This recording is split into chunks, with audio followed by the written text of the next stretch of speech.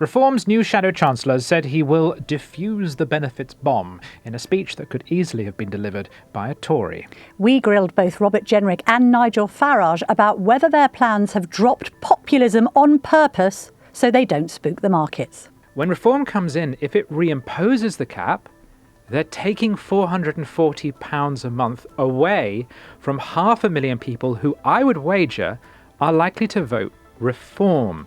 Because if you look at polling, Reform tends to do better the poorer and less schooling you have. Yes. So, but it's not, so I come back to, if Reform is truly an economic populist movement of the working class, then I find it strange that as it tries to define itself as being ready for government, it begins by throwing a policy aimed at the working class under the bus. Tim, why don't we just keep the wristband on? It could have been like we looked like we'd all nighted and gone to a nightclub and then just had readmission in the morning. Yes. For Reform's second press conference of the week. It's recess, so while all the other parties are either abroad or at home with their mistress, Reform have very cleverly decided to fill up the calendar with events, which means they get a monopoly of press attention. Indeed, they're filling the vacuum. And as somebody close to Robert Jenrick said to me before we got started, our audience isn't on a skiing holiday right now. No, they're not. They're at home collecting PIP payments, which brings us to the surprising twist. Reform is going anti-welfare. The Economic Populist Party has decided that it's staking its credibility on being as fiscally conservative as the Conservatives. Yes. So here we had what we're calling Black Country Bob. We had the latest incarnation of Jenrick. Mm-hmm. He was once a Camerooni. He was a centrist who thought Brexit was a betrayal. Yes. He then went fully Farage with his videos taking on fare dodgers and indeed not seeing any white faces in Birmingham. For a couple of weeks in the 80s, he was a Soviet commissar. Possibly. But right now, yes, he has returned to his roots. He's basically a white Lenny Henry today as he went through his backstory, his father Bill, touch of I'm the son of a toolmaker going on, as he presented us with this video as he was walking through the industrial estate where his father made his fortune. He came here to the Black Country to run an old foundry. It was called Cannon Industries because it had made the cannons for Wellington's army. My dad was very proud of that.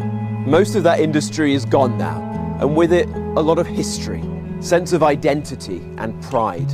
When he stood here, he used to see the remains of the old collieries, the pits, where those offices are now. Those were tough times. The economy was broken. Businesses were going to the wall, inflation, unemployment. It didn't feel like Britain was heading in the right direction. My dad's job didn't work out. Instead of getting a new one, he set up a business. He retrained as a gas fitter, got a white van, ran it from around our kitchen table, then from the shop, and then from a factory down the road. Like everyone starting a business, it was hard. Rob has always had an accent, of course, but when talking about his roots, it does tend to dial up. And the A's became even harsher, so it was glass and working class and things like that. At one point, I swear he slipped into a bit of Angela Rayner. But the thing is about it is that actually, as we sat in that room and it filled with more and more people that, I'm sorry, largely resembled Tory boys with their slick back hair and their suits and their sort of sharp thinking and talking. This is a striking thing because we've been going to reform events for the last few years, right? And they're very often regional. And the kind of people who show up are very definitely working class. Decent, ordinary Britons, rolled up cigarette, etc., etc. Yes. This room, we could have been at a Tory event. I mean, we were in the City of London, We were in the City of London. We were on so London Wall. Maybe they are locals, okay. But the average age was 25 to 30. It was heavily male. The hair had been very flopped. Yes. Floppy hair everywhere. Very floppy hair. And it all had a bit of a rah-rah feel. Which makes one ask, are we witnessing the Tory-fication of the Reform Party? Is this what it looks like? Well, that was precisely your question, Tim, and we'll hear it and the answer that Robert Jenrick gave in just a minute. On this welfare about ferret, it's interesting, isn't it? Because when I interviewed Robert Jenrick when he was in the Conservatives, he had made this suggestion, just to set up your question, that the idea of scrapping the two child benefit cap, albeit for working parents who are British citizens, that he made this joke about Farage having come up with this down the pub, back of a fag packet type policies. What's interesting is they have gone in there, and the Krugers and the Jenricks and the Bravermans of this world do seem to be having an influence. That was a bit of an albatross around Farage's neck. It led to accusations that he was actually a bit too socialist. You claim to be a righty, you claim to be a Thatcherite with this welfare policy, along with renationalising water boards and steel and all the rest of it. And he also said, crucially, that they will keep the Office of Budget Responsibility. Yes. And they'll also maintain the independence of the Bank of England. Those are two things which the more roundhead Liz Truss right wing do not like. Exactly. So it does, I mean, it's probably quite clever politics to ditch this policy, and then, which wasn't particularly liked. Not popular. I don't think the Reform fan base, they understand the need to increase the birth rate, and they're worried about the birth rate only increasing when it comes to immigrants coming to this country and not so-called indigenous Brits, which is probably an argument for another day. It's quite good, actually, to be able to climb down on that policy. He's obviously said, well, we haven't got enough money, but actually just blame it on Jenrick if it encounters any criticism. Well, let's hear my question, and I'll then explain where I'm coming from on this one. I'll go to Tim Stanley now from the Daily Telegraph. Thank you. Good morning. Rob, when you were a Conservative MP, you said that Nigel must have, quote, had one too many pints before pledging to abolish the two-child cap. No, I can't believe that's the case. Well, you've clearly won the battle on this policy. So does this U-turn, plus keeping the OBR and keeping bank independence, represent the end of populism and reform and the Tory-fication of the party? And on the policy itself, you say you want to be the party of alarm clock Britain, but as you know, working families also benefit from lifting the benefit cap, which is predicted to draw hundreds of thousands of people out of relative poverty. Suella Braverman, when she was a Conservative MP, described the cap as unfair and said it had pushed people into poverty. So can you today persuade Suella Braverman that she's wrong? Well, let me be clear about this. The policy that the party adopted was well-meaning and was focusing support upon British workers and their kids. And we all want to see those people be able to have families and lead good lives. The issue is that our economy is in a mess, mainly as a result of disastrous decisions that have been taken, including latterly by Rachel Reeves. So we've got to live in the world as it is. Unfortunately, we can't afford to do this right now through welfare. There will be other ways in which we can help support and encourage families to prosper in the years ahead. But it's not going to be through welfare. That's why we've made this decision. It's a tough one, but it's an important one. And it shows our intent that Reform is not a party of welfare. We're going to be bringing forward serious reforms in the months ahead to bring down that welfare bill, help people back into the workplace, and ensure fairness for working people once again. I think this is a turning point in the history of the Reform Party. Reform is defined by Brexit, it emerges from the Brexit Party, and by its opposition to immigration. Has very little to say about economics. But because of those two issues, it's essentially nationalist, and that founded an audience among working-class Britons. And in the last few years, what few economic policies it's had have tended to play to that constituency. And perhaps the definitive one was, we'll abolish the two-child benefit cap for British working families. So that cleverly places you in between the Tory position of keep the cap and Labour's position of get rid of it for everyone. And it suggests what matters to us is not necessarily pounds, shillings and pence, but raising the birth rate, helping British people, and making sure that poverty is lifted for our voters. And if you get rid of that policy, then I'm not sure what the distinctive Reform offer is to working class people. Now, as I pointed out in that, Jenrick keeps talking about alarm clock Britain. I loathe the phrase. I have an alarm clock. I just set it for very late. Yeah, you're a snooze having button an alarm presser, clock, if ever I've having met an alarm one. clock does not mean you're a particularly hardworking person. And also, you know what? A single mum at home who relies upon benefits has an alarm clock too. She's got to be up to feed and look after the kids, right? The idea that there is a Britain which is just asleep 24 hours a day and then there's a Britain which is working really hard, I really dislike. Some people might still be in their pyjamas in the day, if not asleep. Well, that's their lifestyle choice as far as I'm concerned. But my point is that once Labour lifted the child benefit cap, which, as Reform's old policy reflects, because it was directed at working families also benefited from. And we're talking here about an estimated 560,000 households getting about 440 quid extra a month. So now that Labour has lifted that cap, when Reform comes in, if it reimposes the cap, they're taking £440 a month away from 500,000 people who I would wager are likely to vote Reform. Because if you look at polling, Reform tends to do better the poorer and less schooling you have. Yes. So, but it's not, so I come back to, if Reform is truly an economic populist movement of the working class, then I find it strange that as it tries to define itself as being ready for government, it begins by throwing a policy aimed at the working class under the bus. No, but I think Reform sees a distinction between the working poor and the poor on benefits. Fine. And that they want to appeal to the first category.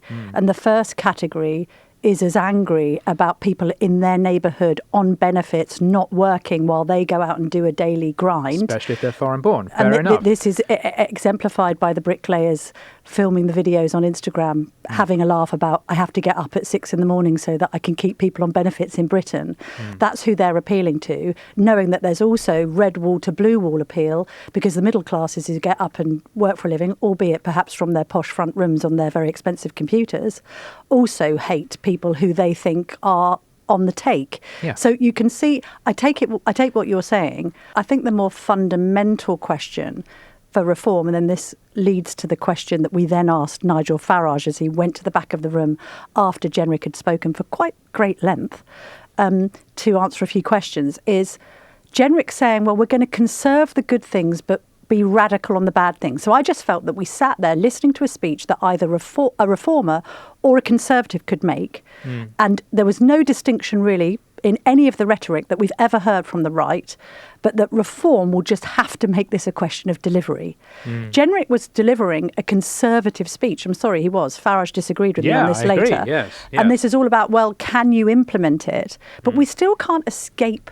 the fact, Tim, that we had Jenrick disowning Liz Truss, even though she was the most radical Tory on economics ever in the recent years. And then we had Nigel Farage having previously supported Truss. Don't tell me that Farage isn't a subscriber to Trussonomics. So we asked him about this afterwards. Robert Jenrick there, massively distancing himself from Liz Truss. Yeah, and yet when, that's not you. No, I know, but when she came out with her mini budget, you said on X, this is the best Conservative budget since 1986. Yeah. I think much of it was. Sadly, what's changed? Which she made one big mistake. I didn't see it immediately, didn't cut spending. All the other ideas, such as IR35 reform, so many things that I talked about for 20 years, appeared in that budget, apart from the one fundamental error, not cutting spending. Although Robert Jenrick in his speech there is conserving a lot of Conservative economic policy on behalf of Reform, don't you think? No. Maintenance of the OBR, continuing to argue for lower taxes, now aping the Conservatives by saying that two-child benefit cap should be scrapped? Well, no. I mean, I don't think anybody for one moment could listen to what he just said about radical supply-side reform, radical changes to planning laws, and think that bore any relation to 14 years of Conservative government. Thank you very much. Thank you. That's the dishonesty here. Basically, I think Reform is scared of frightening the markets, so they've had to parachute in Jenrick because he's probably a more comforting presence to the city boys because he's got governance experience, notwithstanding the fact that, by the way, Richard Tice and Zia Youssef, unlike Jenrick, have both run their own very successful companies, so they could have been better bets. But this was all about, because it's all very well, these parties saying, be radical, not if the markets are going to eat you up and spit you out. Yes. Yeah. You don't want to make the mistake of Andy Burnham saying that we don't need to be constrained by the bond markets, because you just are. Yes. And the speech was boring, and it was boring on purpose. Yes. Because it was about reassuring us that this is a man who will stick to certain fiscal rules. Where have we heard all this before? I just think it's a pity. As I raised in my question, Suella Braverman came out against the two-child benefit cap back in the day. And a lot of small C Conservatives did that because Brexit had shown them there was a lot of poverty in the country. There were a lot of people crying out for help. And there was a sense that the welfare system had got its priorities wrong. It was discouraging people from doing the right thing, which I would say is having kids and going to work. Some of the benefits affected by the cap include tax credits. Yes. So for some small C Conservatives, opposition to the benefits cap was part of their own philosophical journey towards the Red Wall and towards reflecting the material needs of the people affected by Brexit. I personally think it's a pity that they threw away their nuanced position of scrap the cap for British working families. I think that was the right place to be, and I think it's a pity they've lost such a definitive edge over their opponents. Although I think they're just looking at it from a macro political point-scoring point of view. So the Tories can now no longer say, oh, Reform are just like Labour. Look, they're not bringing down the welfare bill. I think if you just polled people in the street said, should welfare come down, regardless of the very intelligent points you've made about the cap and the nuances of it, they just want it to come down. And that was all illustrated quite viscerally, frankly, by Jenrick standing up and talking about people claiming Motability cars for tennis elbow and why are people on benefits for mild ADHD and autism. We should emphasise that he clearly wanted to put a line through the benefits cap and move on quickly. What he really wanted to talk about was making it much tougher for people to claim benefits for conditions like mild anxiety. The other thing I think that I took from it is, him saying the words fiscal discipline, which frankly is and always has been a Conservative construct. I know Rachel Reeves has tried to claim it for herself. Nobody believes it, as spending and borrowing soars under Labour. We've had a real sort of progression away from the original contract with the people at the last general election. Do you remember £90 billion worth of tax cuts that Richard Tice put together when he thought he was going to be the next Chancellor under a potential Nigel Farage government? That's all been torn up. We can't afford that. Everything's coming back to you. Ask them any question, well, we can't afford it. This was a policy light press conference, let's be perfectly honest, because as they keep on saying, we're not going to make up policy on the hoof. We imagine that people in the background, like now, not just Danny Kruger, but we hear that James Orr, who is an academic who's very close to Nigel Farage, is coming in and filling that gap. Now Zia Youssef is moved on to managing what he might do with the Home Office, God help him. But I just think, we're moving now just into a direction of everything being pretty safe. And they're saying we want to break up the status quo, but no, actually, this speech indicated that they're maintaining a lot of it. But James Orr, like Danny Kruger, are very much from the National Conservative wing of conservatism, which I just thought was all supposed to be about economic populism and putting the people first before the bankers and the city. And I don't hear that here. There are two ways of stimulating the economy, if that's what we need to do. It's the right-wing supply-side method of Richard Tice's tax cuts, or it's the left-wing Keynesian method of raise people's benefits. Well, both have just been taken off the table by Rob Jenrick. So what you're left with, or I could make out, is some regulatory reform, some shaving of spending, some shaving of taxes. But otherwise, we are intellectually occupying exactly the same space as Mel Stride and Rachel Reeves, with the exception that Mel Stride will abolish your stamp duty. Yes. And Rachel Reeves will up your benefits and pay the public sector more. So if immigration continues to go down, if Brexit is no longer a live issue in 3 or 4 years' time, tell me what is the signature reform policy that tells me if I vote for this, then a poorer person is going to be substantially better off very quickly. Because the other parties are coming up with them. But actually reform, because it's getting so tantalizingly close to government, is shying away from them. If you're enjoying our journalism, why not sign up to From the Editor, our free email newsletter? Start your day with the latest news and opinion, plus our bite-sized puzzles. Scan the QR code to sign up free today.